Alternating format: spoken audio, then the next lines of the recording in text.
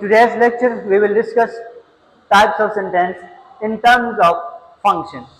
पिछले लेक्चर में हमने डिस्कस किया था types of sentence in terms of structure का, अब in terms of function or meaning.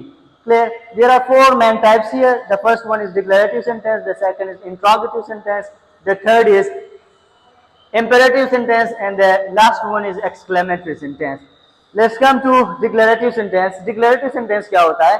It is used to state facts, express opinion or share information. ये ऐसे sentences होते हैं जिसके अंदर हम कोई भी फैक्ट, किसी भी हकीकत के बारे में बात करते हैं या कोई ओपिनियन, कोई राय हम किसी से एक्सप्रेस करते हैं, और शेयर इंफॉर्मेशन या कोई किसी भी किस्म का इंफॉर्मेशन हम शेयर करते हैं. डिक्लेरेटिव सेंटेंस के अंदर फिर एसर्टिव सेंटेंस भी उसको हम कह सकते हैं.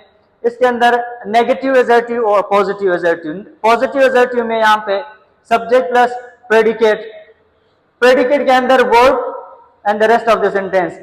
अब इसके अंदर नॉट का भी यूज हम कर सकते हैं क्योंकि हमारे पास अगर नेगेटिव सेंटेंस है तो इसके अंदर निगेशन हम जरूर करेंगे.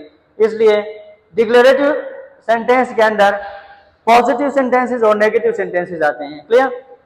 For example, the earth revolves around the sun. The earth revolves around the sun. It shows the kind of fact here, okay? Universal truth. The next is Ahmad is sleeping. Ahmad is sleeping. Ahmad सो रहा है. इसके अंदर भी कोई ना कोई idea, हम किसी से कोई ओपिनियन या कोई भी इंफॉर्मेशन हम शेयर करते हैं, इसलिए इनको हम डिक्लेरेटिव सेंटेंस कह सकते हैं. Clear? The next is interrogative sentence. In British it is interrogative, it is pronounced like interrogative, and in American it is interrogative. Okay, which kind of sentences these are? These are used to ask questions, seek clarification or gather information. Interrogative sentences को हम use करेंगे question पूछने के लिए, किसी से सवाल पूछने के लिए, या seek clarification, किसी चीज को क्लियर करना है, किसी आइडिया को क्लियर करना है उसके लिए, या गैदर इंफॉर्मेशन लेने के लिए, कोई भी मालूमात हासिल करने के लिए इन सेंटेंसेस को यूज करेंगे. They are called interrogative sentences.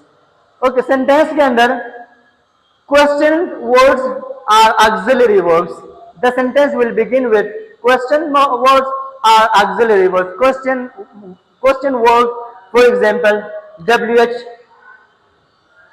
Family, जिसमें व्हाट, विच, हाउ ये चीजें आती हैं, उनसे स्टार्ट होंगे, या फिर ऑक्सिलरी वर्ब से स्टार्ट होंगे. Is, am, are, has, have, do, does etcetera. इन दोनों से स्टार्ट होंगे और सेंटेंस के एंड में क्वेश्चन मार्क यूज करेंगे. साइन ऑफ इंट्रोगेशन भी उसको कहते हैं.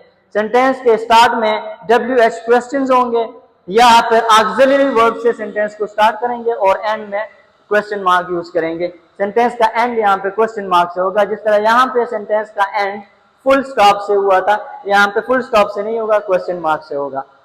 For example, what time is it, what time is it, WH से स्टार्ट हुआ है, व्हाट से स्टार्ट हुआ है और एंड में क्वेश्चन मार्क लगा हुआ है. What time is it, time क्या है, it is used to ask question.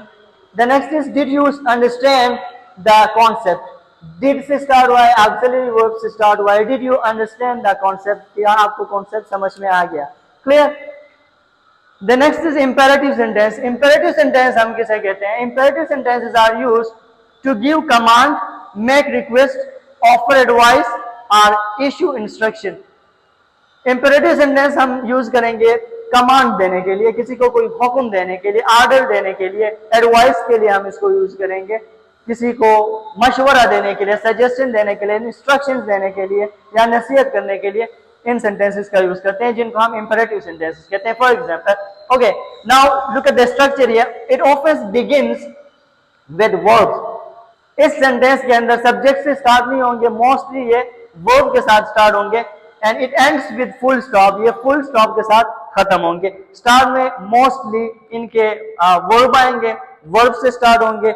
इसके अंदर सब्जेक्ट एब्सेंट होगा, सब्जेक्ट इसके अंदर मेंशन नहीं होगा.